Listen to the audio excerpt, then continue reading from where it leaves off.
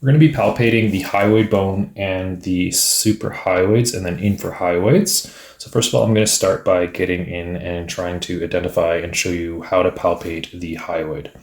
So a couple ways to kind of look at this. The hyoid really does sit slightly up and posterior to where the mandible is. So if you start on the front of the chin or the bottom of this mandible, I'm actually going to just tip your head back just a little bit more. Perfect. And I'm going to run my fingers gently, minimal pressure, and I'm going to go into right there. Here's the body of the hyoid bone right there. So I'm using, hopefully maybe at a 1, max a 2 on a pressure scale, just to kind of get a sense of it. A lot of people think it's very deep, but it really is superficial. So here is a portion of the hyoid. Now I'm going to approach it from a second way. So in this case, I'm going to first kind of palpate the front of the anterior throat here, and I'm going to gently move back and forth and feel for some of that cartilage. So depending on who you're working with, it might be a little bit easier to kind of find the front of that cartilage. But once you've identified where the cartilage is, you slowly, doing a pincher grasp, move superior, and then you will come across the hyoid bone. There's often a little indentation or separation between cartilage and then hyoid bone.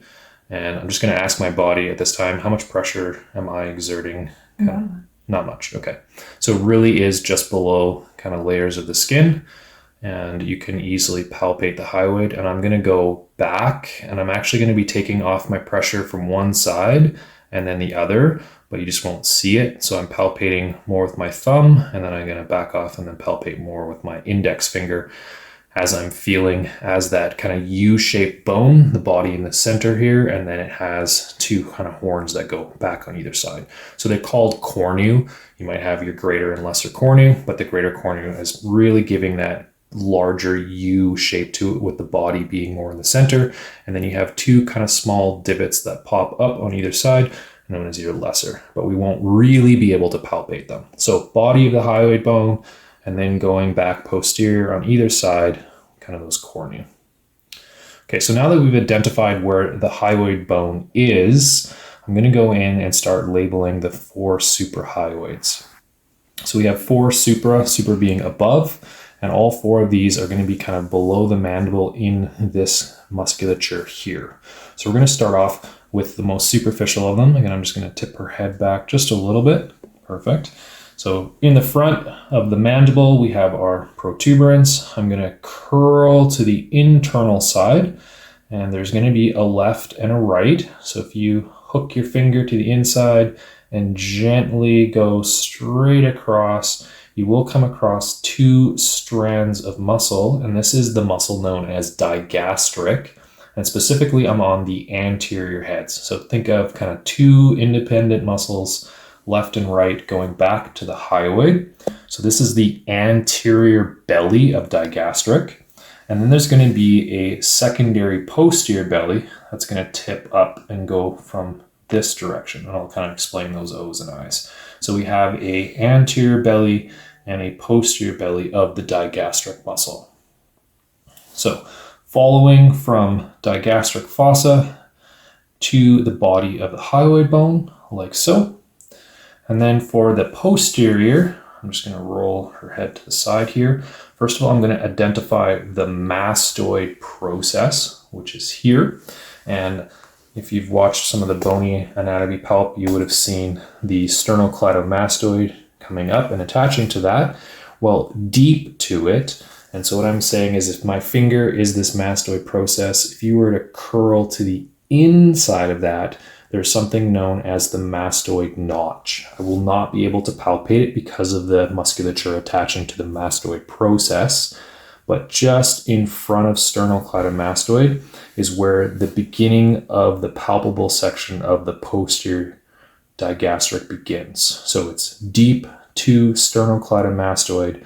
It's going to start to come forward.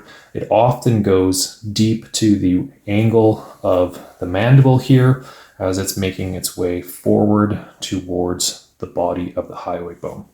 This is going to be a little bit of a trickier palpation.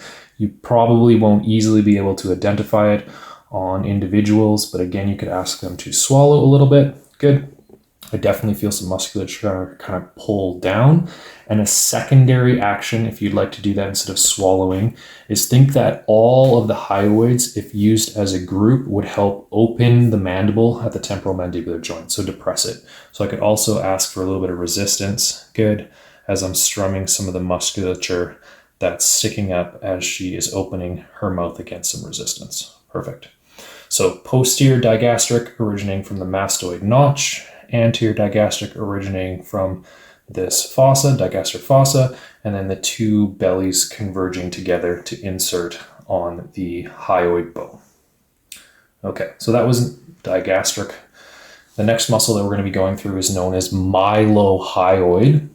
So mylohyoid, I'm just going to kind of show you in my hand finger kind of presentation first, is that there's going to be a left and a right that are meeting in the midline and attaching to the hyoid bone. So our origin is going to be on the inside of this mandible, and then it's going to be attaching kind of to itself on the opposite side. So the left and the right meeting on a raphe down the center, and then both parts are going to be attaching to the hyoid bone. So think of it almost like the floor of your mouth.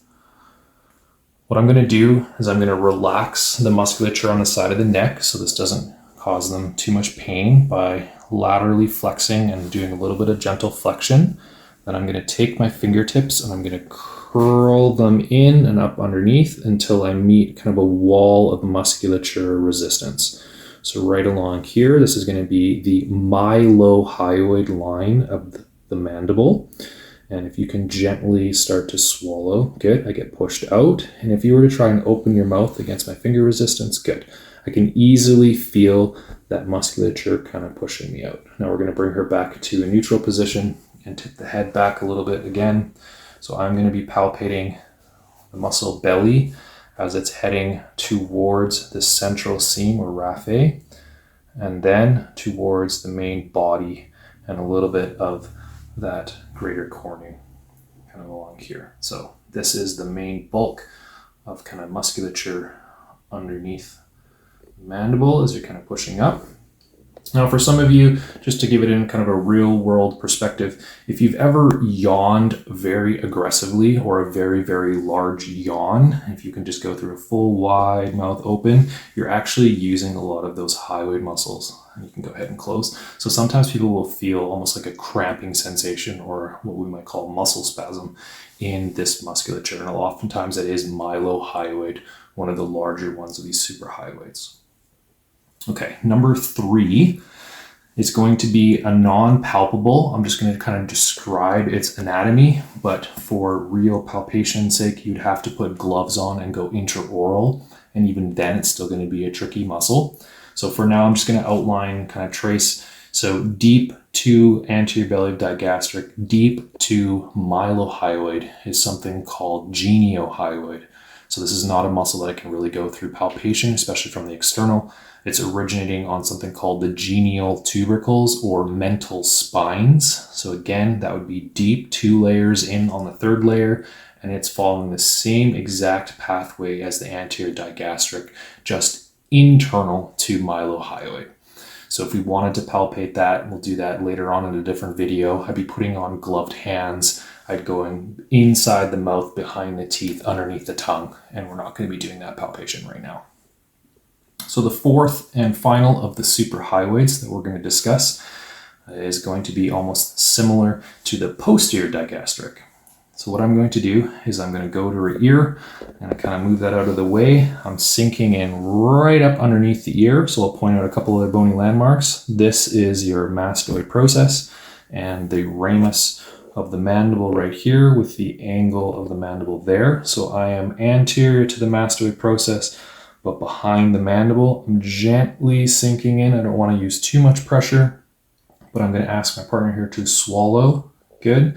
And I'm activating the muscle known as stylohyoid in this case, or doing my best to. So the styloid process of the temporal bone is its origin. It's a small kind of projection pointing down right in this area.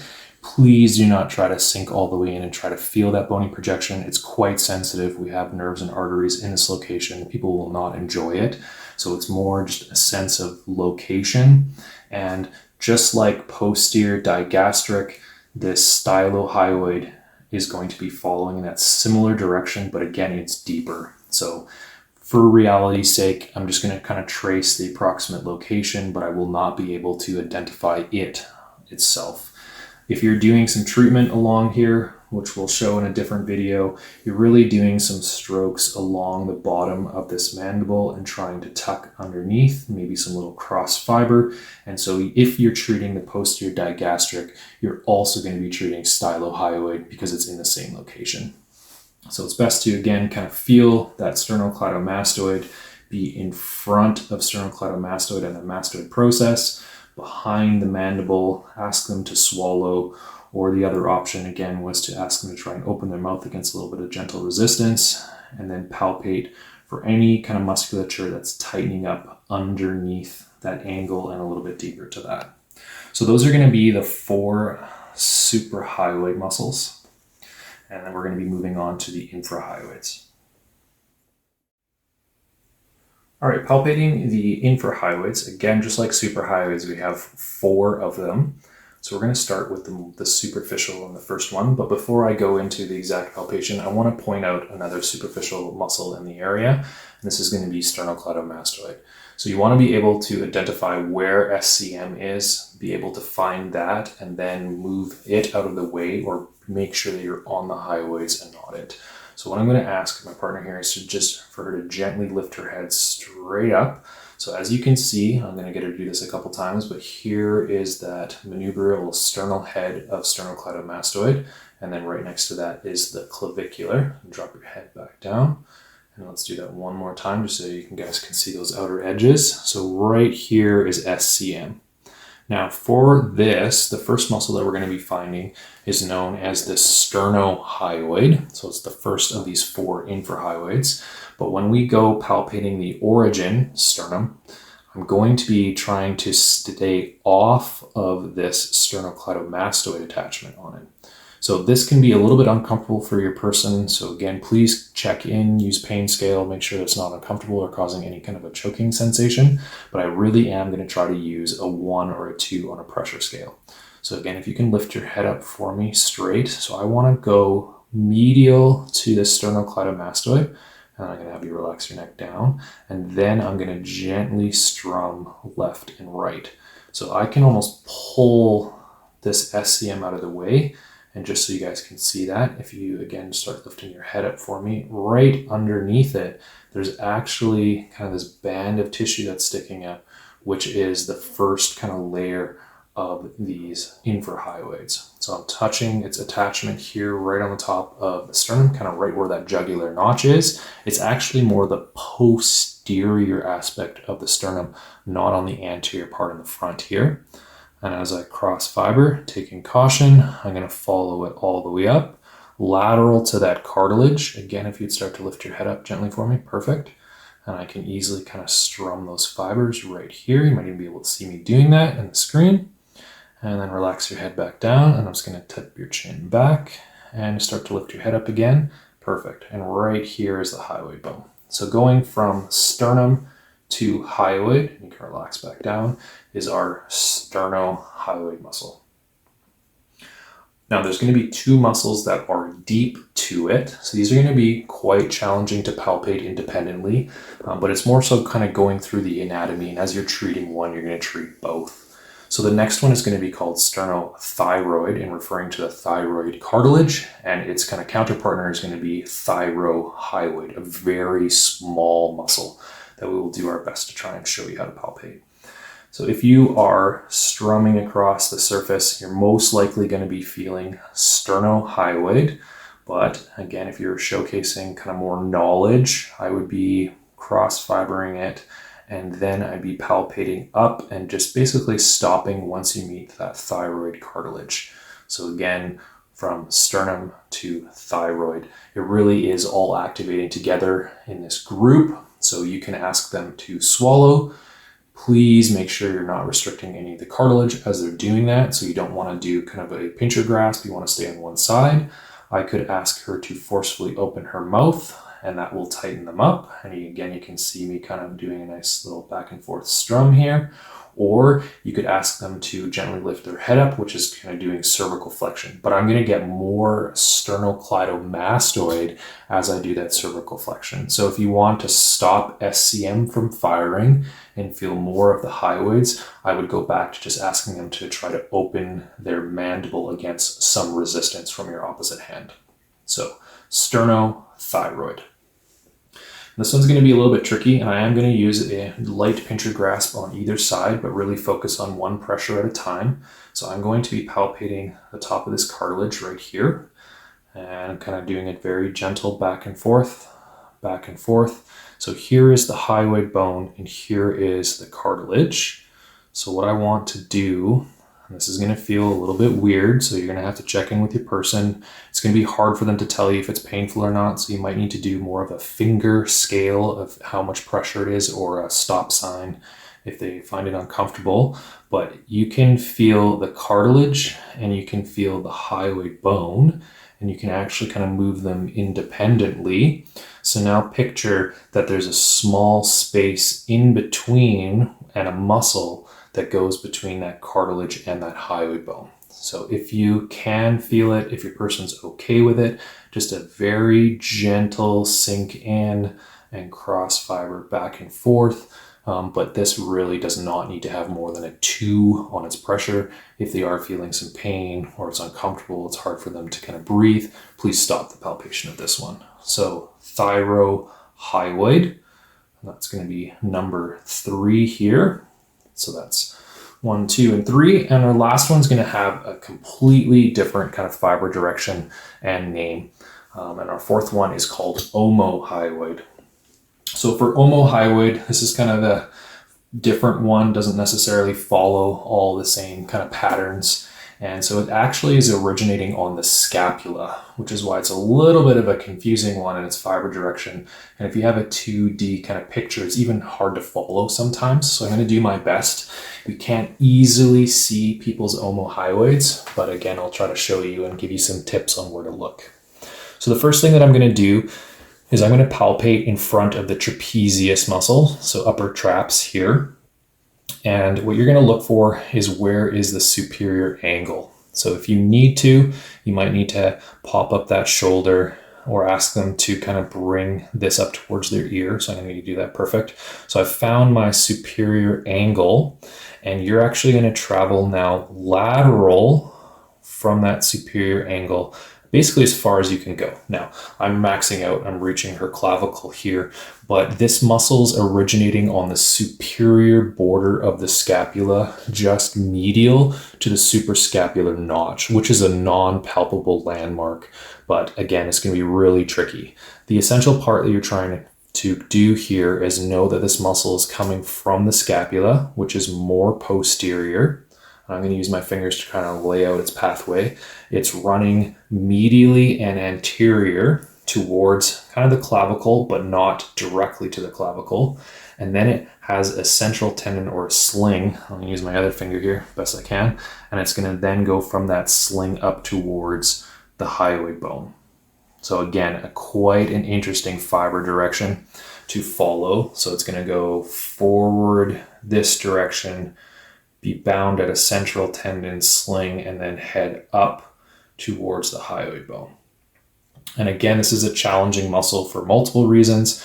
One of the big ones is that it's underneath sternocleidomastoid. So if you were able to lift up your head, it's going to be deep to this. So you will lose it through all of this component. Plus, you can relax your head back down. We have platysma covering over top of it as well too, the superficial skin and fascia.